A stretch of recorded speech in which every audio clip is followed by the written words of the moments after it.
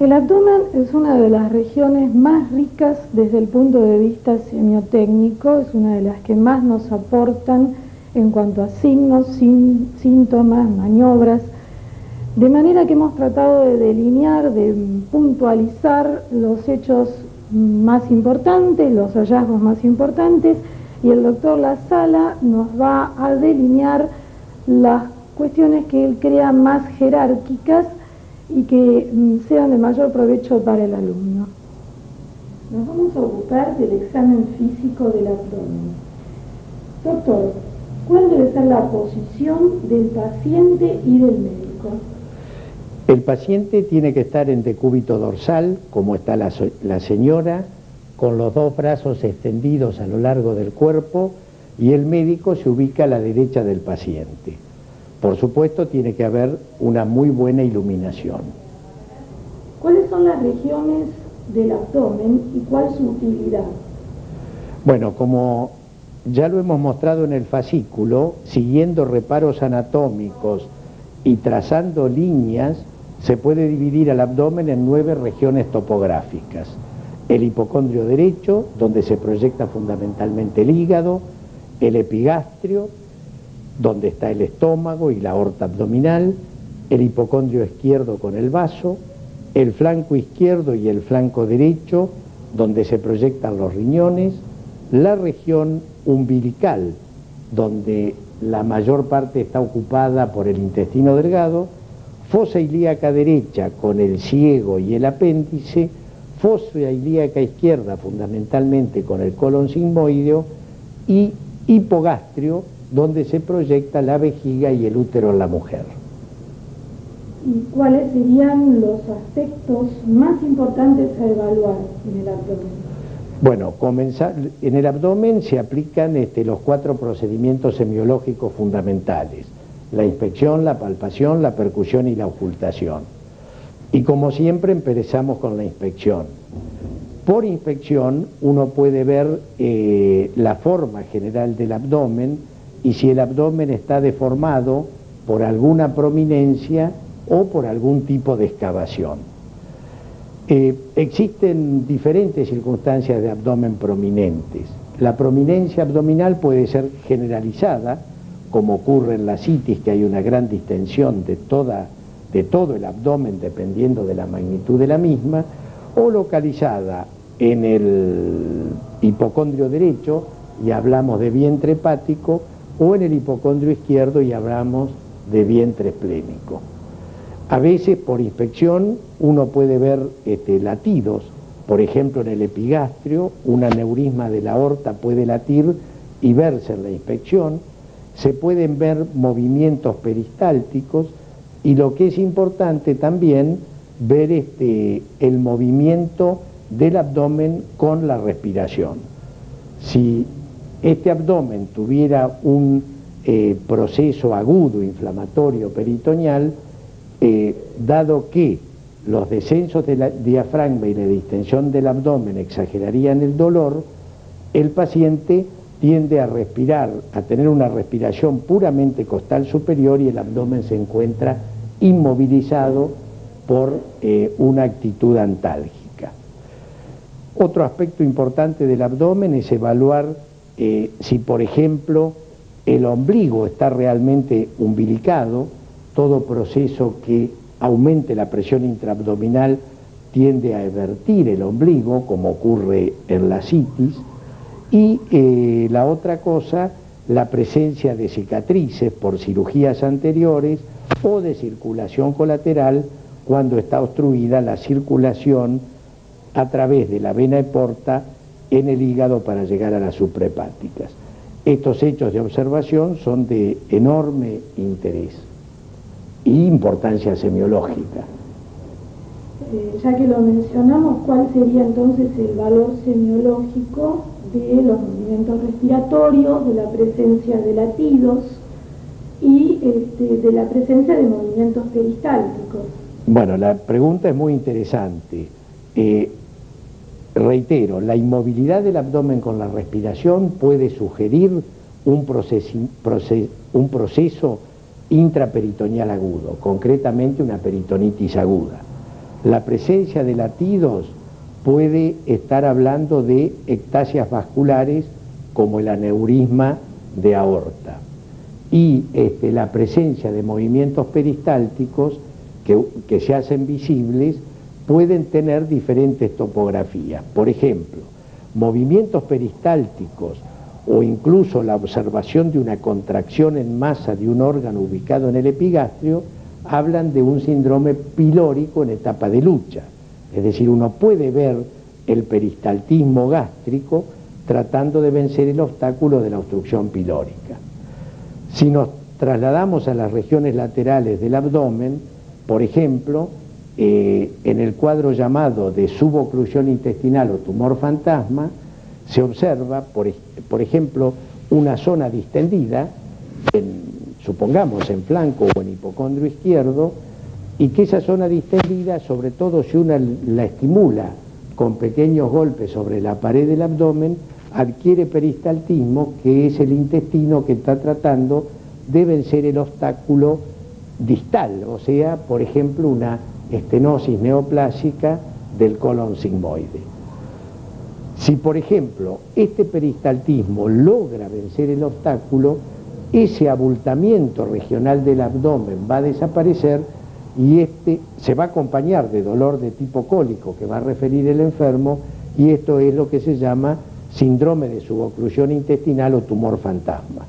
Es decir, distensión localizada, hablamos de tumor, movimientos peristálticos acompañados de dolor cólico, eliminación de gases o presencia de ruidos hidroaéreos y desaparición del abultamiento o desaparición del tumor fantasma.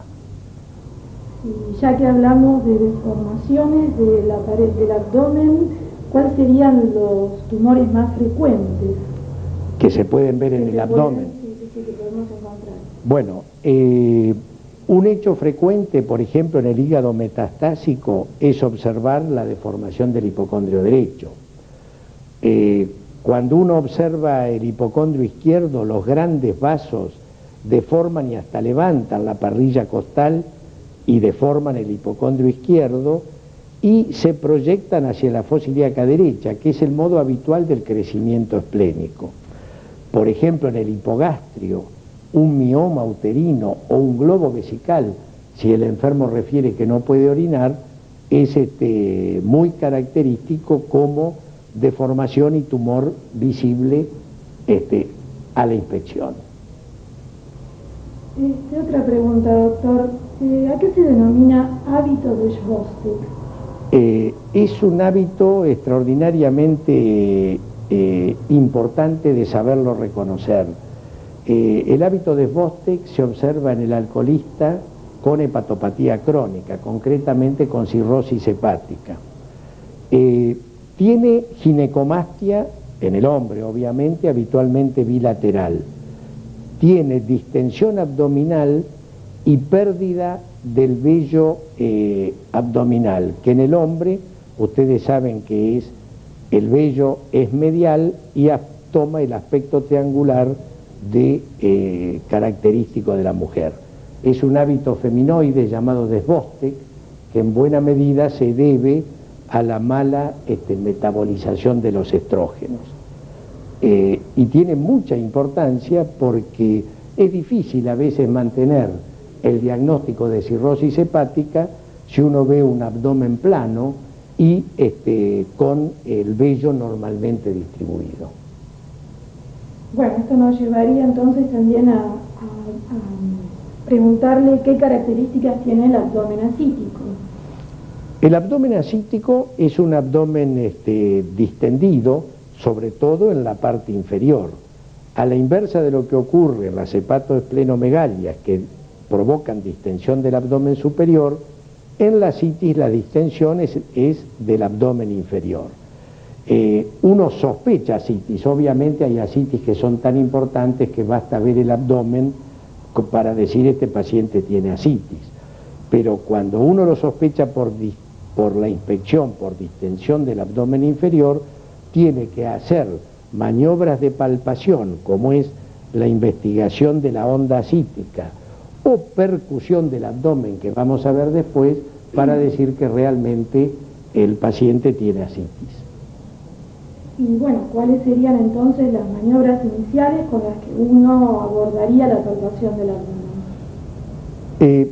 Siempre antes de la palpación del abdomen se comienza con dos maniobras.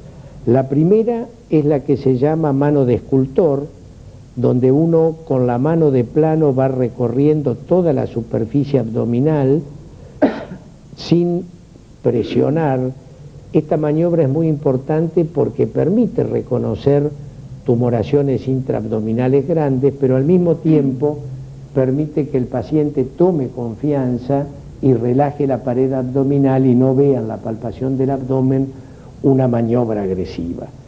Siguiendo a la mano de escultor, se hace la toma de la tensión abdominal, que se hace habitualmente de abajo para arriba, comenzando por las fosas ilíacas, llegando hasta los hipocondrios, y después comparando regiones homólogas, o sea, fosa ilíaca izquierda con fosa ilíaca derecha, flanco izquierdo con flanco derecho, hipocondrio izquierdo con hipocondrio derecho.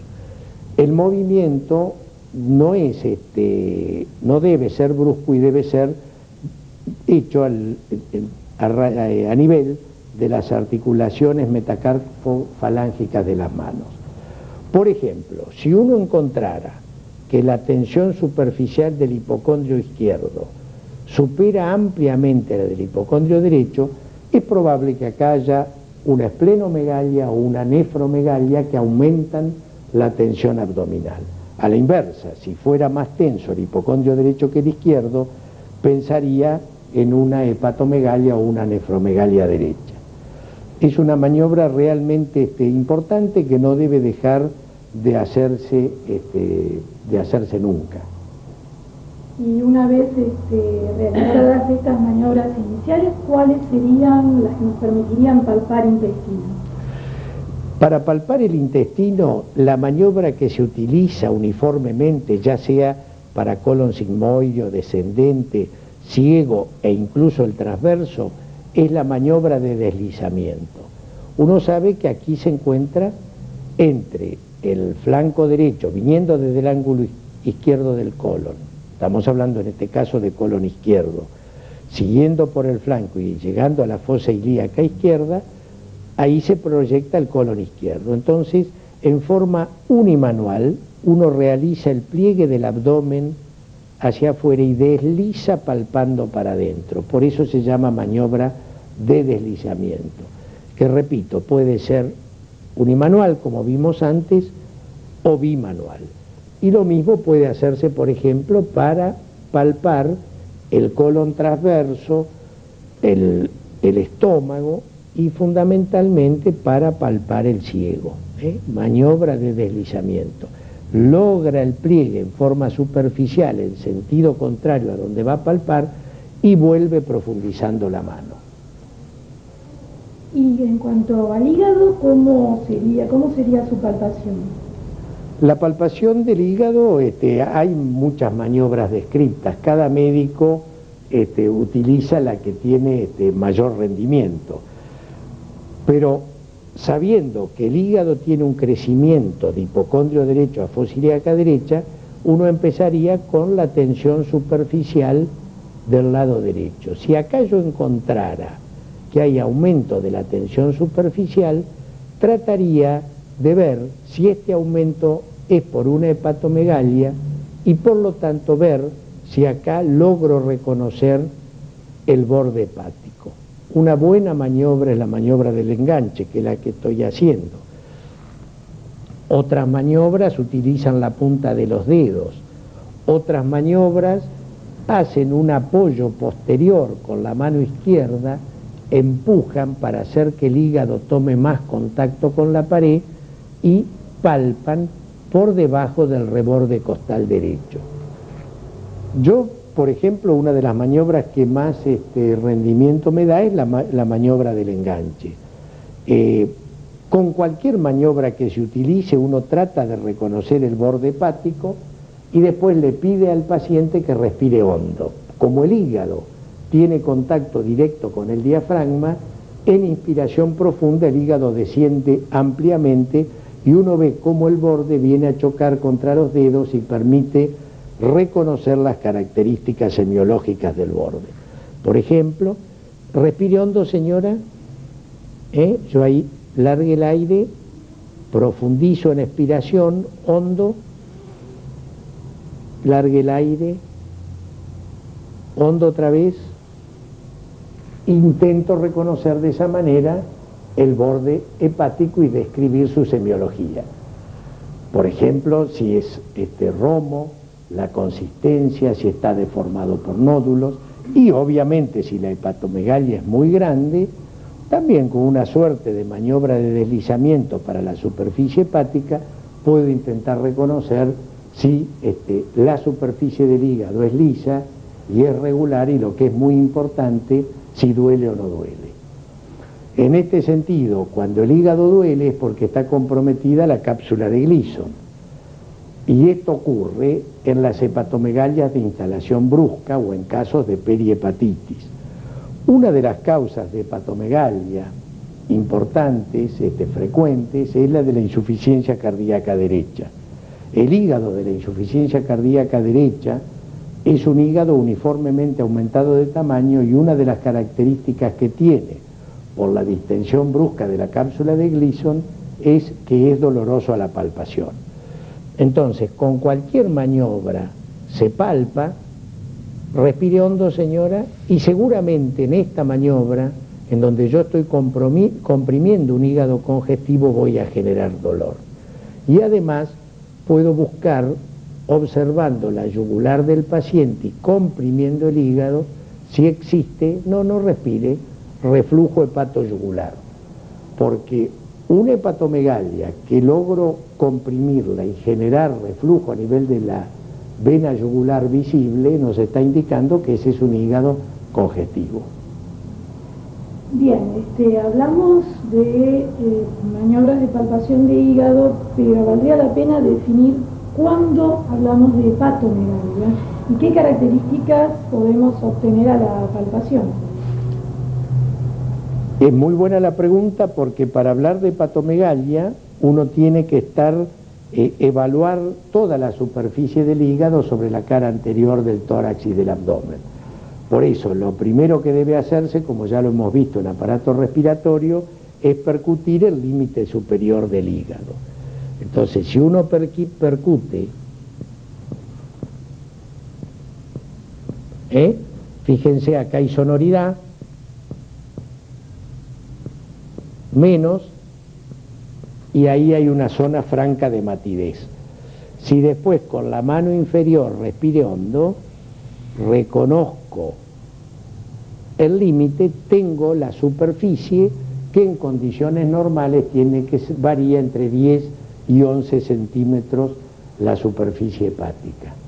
Para hablar de hepatomegalia, entonces tengo que delimitar el límite superior y palpar el borde inferior, porque puede haber hígados rechazados por patología intratorácica, y por palpar fácilmente el hígado en el abdomen, pensar que se está en presencia de una hepatomegalia, cuando en realidad es un hígado rechazado y no está grande.